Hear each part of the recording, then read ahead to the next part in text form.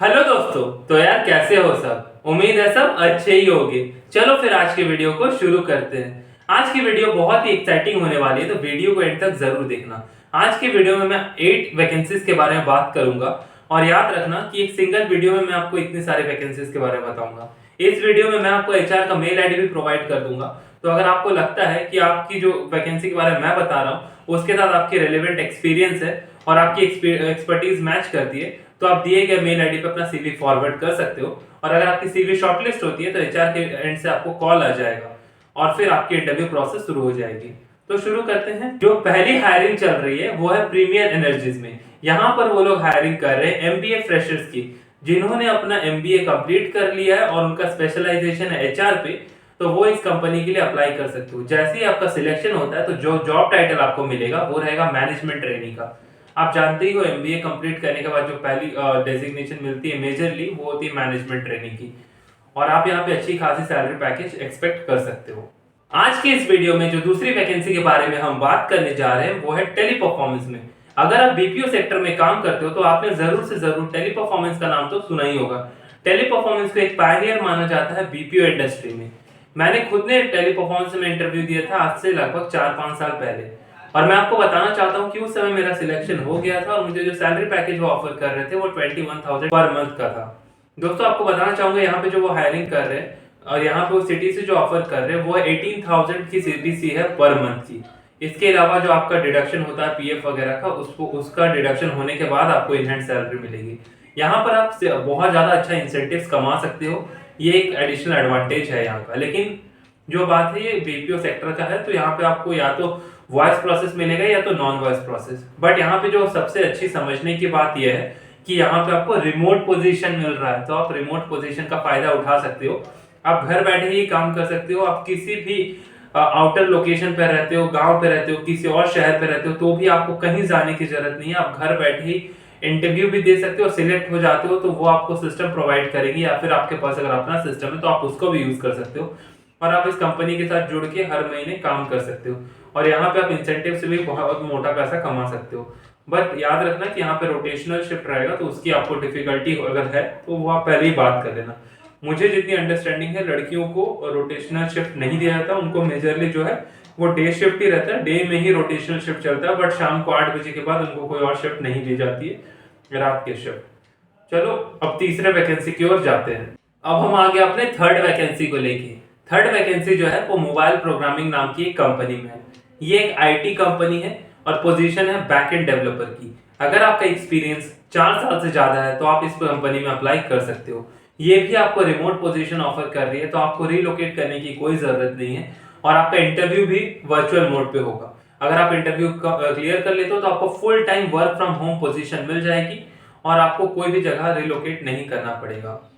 और इसकी अगर आप अलग अलग जगहों पे इसकी रेटिंग्स देखो, खासकर आपके एम्बिशन बॉक्स पे, ग्लासडोर पे, तो आपको यहाँ पे बहुत ज्यादा पॉजिटिव रेटिंग्स देखने को मिलती है।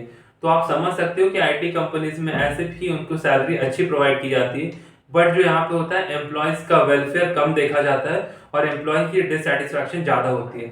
बट इस कंपनी को आप एक्सेप्शन मान सकते हो। यहाँ पे जो एम्प्लॉयज की फीडबैक है, इनका जो कमेंट्स है वो काफी पॉजिटिव है। आप खुद जाके चेक कर सकते हो ग्लासडोर या फिर एम्बिशन बॉक्स पे। यहाँ पे आपको दोस्तों एक और बात बताना चाहूंगा कि यहाँ पर जो आपका जावा और पाइथन का स्किल्स आना चाहिए। अगर ये आता है तो बहुत सही बात है। ऑल्दो आपको 4 इयर्स प्लस का एक्सपीरियंस मांग रहे हैं, लेकिन नोटिस पीरियड इमीडिएट चाह रहे हैं। आपको तो पता ही है कॉर्पोरेट कैसा ही होता है, वो नोटिस पीरियड अपने टाइम पे उनको इमीडिएट चाहिए, बट अपनी कंपनी में ही नोटिस पीरियड रखते हैं 60 डेज 90 डेज तक का नोटिस पीरियड रखते हैं। 3 महीने का नोटिस पीरियड है, ज्वाइनिंग चाहिए इमीडिएट। आप ही बताओ ये किस टाइप की हिपोक्रेसी है। अब हम आ चुके हैं अपने लिस्ट के फोर्थ वैकेंसी के बारे में। देखो दोस्तों, जो फोर्थ वैकेंसी है जो बहुत ही एक्साइटिंग है और ये एक अकाउंटिंग रिलेटेड प्रोफाइल है जो मिलियन माइंड्स हायरिंग कर रही है। कंपनी का नाम है मिलियन माइंड्स। देखो ये जो लोकेशन रहेगा आपका जॉब लोकेशन वो वैशाली रहेगा और ये गाजियाबाद के नियर बाई है। जो लोग वहां पे रहते हैं उनको तो इस बारे में पता ही होगा। 2 से 5 साल की एक्सपीरियंस जो है कंपनी वो एक्सपेक्ट करती है आपसे। अकाउंटिंग बैकग्राउंड से होने चाहिए, आपका बीकॉम हुआ होना चाहिए मिनिमम। अगर एमकॉम या एमबीए है तो आपको प्रेफरेंस मिलेगा। इसके अलावा दोस्तों ध्यान रखना कि सिर्फ एक्सपीरियंस से नहीं होगा, क्योंकि आपको यहाँ पे प्रैक्टिकल नॉलेज होनी चाहिए। अलग अलग अकाउंटिंग सॉफ्टवेयर की बैलेंस शीट पढ़ना आना चाहिए, statement of profit and loss पढ़ना आना चाहिए, जीएसटी के प्रिपरेशन आपको आनी चाहिए, टैक्स फाइलिंग वगैरह आप कर लेते हो तो ये सब स्किल्स आपको बहुत ज़्यादा एडवांटेज देगी। और यहाँ पर आप दिए गए आपको मैं कोई मेल आईडी नहीं दूंगा, या डायरेक्टली आपको मैं कंपनी का एचआर का फोन नंबर दे दूंगा। फोन नंबर पे आप डायरेक्टली बात कर सकते हो, अपना सीवी फॉरवर्ड कर सकते हो। अगर आपका सीवी शॉर्टलिस्ट होता है तो फिर आपका प्रोसेस आगे किया जाएगा। यहाँ पर सैलरी के बारे में बात की जाए तो आपको करंट सैलरी पे हाइक दिया जाएगा, बट उन्होंने कोई अपर लिमिट नहीं बताई है। अगर आपका सैलरी पैकेज 10-12 लाख का है तो भी आपको उसके ऊपर हाइक मिल जाएगा। आप हाइक कितना एक्सपेक्ट करोगे? अगर मेरे एक्सपीरियंस से पूछो तो 20 से 30% का हाइक एक्सपेक्ट कर सकते हो। जनरली वो इतना ही हाइक प्रोवाइड करते हैं। अब हम आ चुके हैं अपने लिस्ट के 5वें वैकेंसी के बारे में। ये वैकेंसी है घोस्ट राइटर के बारे में। घोस्ट राइटर क्या होता है पहले मैं उसके बारे में आपको बता दूं। घोस्ट राइटर वो लोग होते हैं जो अलग अलग ब्लॉग्स, आर्टिकल्स, ये सारी चीजें लिखते हैं। फिर आपके आर्टिकल्स या ब्लॉग्स अगर किसी न्यूज़पेपर में आता है या किसी वेबसाइट के लिए यूज किया जाता है तो आप उस पर क्लेम नहीं कर सकते। वहां पे आपका नाम नहीं रहेगा, वहां पर आपकी जगह किसी और का नाम हो सकता है। जिन्होंने, जो आपके क्लाइंट थे, जिन्होंने आपकी कंपनी को लिखने के लिए दिया था, आपने उस कंपनी के बिहाफ पे लिख दिया। आप देख सकते हो कि आपका आर्टिकल या फिर आपका जो एसे या फिर कुछ भी आपने लिखा हो, कोई पोएम या कुछ भी लिखा हो, वो अपनी वेबसाइट में यूज करेंगे, किसी मैगजीन में यूज करेंगे, किसी न्यूज़पेपर में यूज करेंगे, और वहां पे वो आपका सोर्स नहीं देंगे, वो आपका नाम नहीं लिखेंगे, वो अपना नाम लिखेंगे या फिर कुछ और लिखेंगे, लेकिन आपका नाम कहीं पर भी नहीं आएगा। तो ऐसे लोग होते हैं घोस्ट राइटर, जो लिखते हैं लेकिन वो सामने नहीं आते, वो बैकएंड पे रहते हैं। उन आपको अपने काम के लिए पेमेंट मिलेगा, बट आपको अपने काम का कोई भी एप्रिसिएशन या फिर लोगों में नाम, वो चीज नहीं मिलेगा।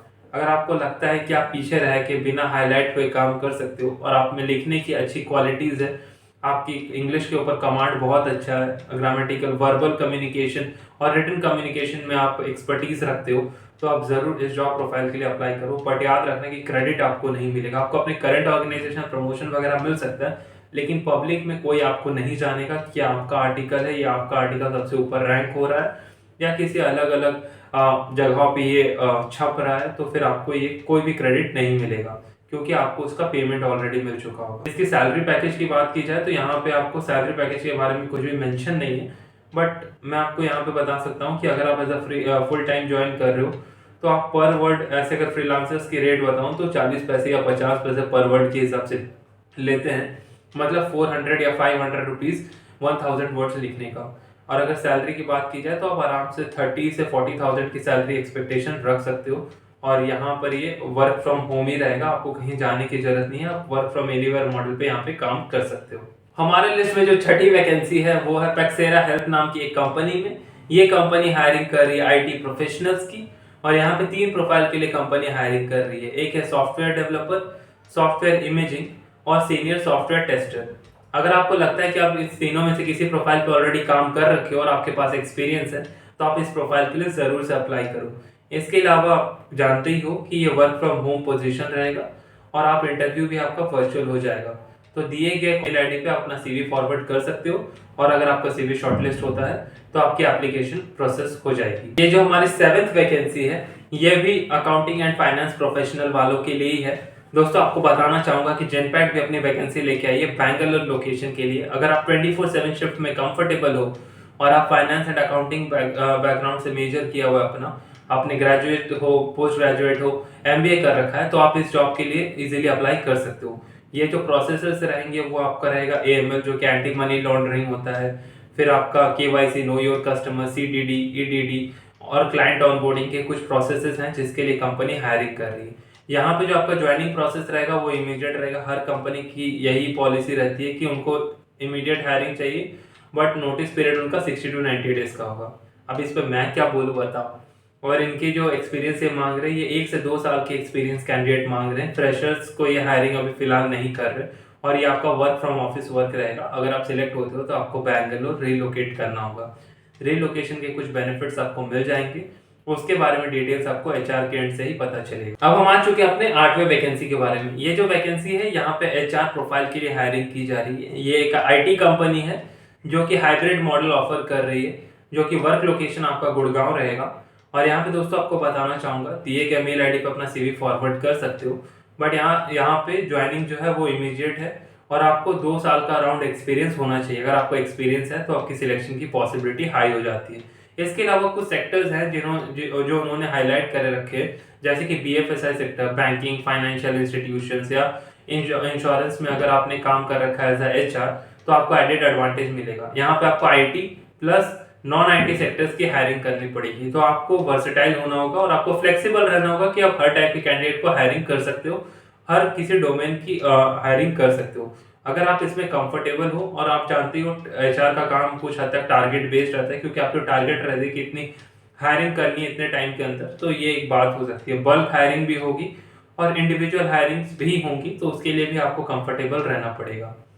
आप चाहो तो अप्लाई कर सकते हो दिए गए मेल आईडी पे। आई होप दोस्तों आपको ये वीडियो में काफी सारे वैकेंसीज के बारे में जो मैंने आपको बताया उसमें से कोई ना कोई आपको ऐसा लगा होगा कि वो वैकेंसी आपसे मैच करती है, तो आप जरूर उस वैकेंसी को अप्लाई करो। दोस्तों मैं आपको वीडियो के एंड पे ये जरूर बोलूंगा कि ये जो जॉब वैकेंसीज है इसमें से किसी भी वैकेंसी को आगे प्रोसेस करवाने के लिए आप पैसे मत देना, क्योंकि कोई भी कंपनी में आप जाते हो तो आप जॉब मांगने जाते हो, ना कि उन्हें जॉब देने जाते हो। अगर जॉब देने नहीं जा रहे हो तो पैसे देने की भी कोई जरूरत नहीं है, आप पैसे उनसे अर्न करने जा रहे हो, तो पैसे बिल्कुल कभी मत देना। और आप अपनी मैं आपको रिकमेंड करता हूँ कि आप सीवी भेजो, उनसे बात करो। अगर आपको लगता है कि वो आपके रेलेवेंट या सब चीज़ों से मैच कर रहा है, रेलेवेंट कंपनी है, तो ही आप उसके साथ आगे बढ़ो। अपने एंड से ड्यू डिलिजेंस जरूर करना कहीं पर ज्वाइनिंग करने से पहले या कहीं पर अप्लाई करने से पहले। मैंने ये अपने बेस्ट ऑफ अंडरस्टैंडिंग के हिसाब से आपको बताया है। दोस्तों अगर आपको ये वीडियो अच्छा लगा तो चैनल को जरूर से सब्सक्राइब करना। आप चाहो तो और भी वीडियो जो हमारे चैनल पे अवेलेबल है उसे देख सकते हो और आप वहां पर भी अप्लाई कर सकते हो। वीडियो में जुड़ने के लिए आपका बहुत बहुत धन्यवाद दोस्तों। मिलते हैं किसी दूसरे वीडियो में।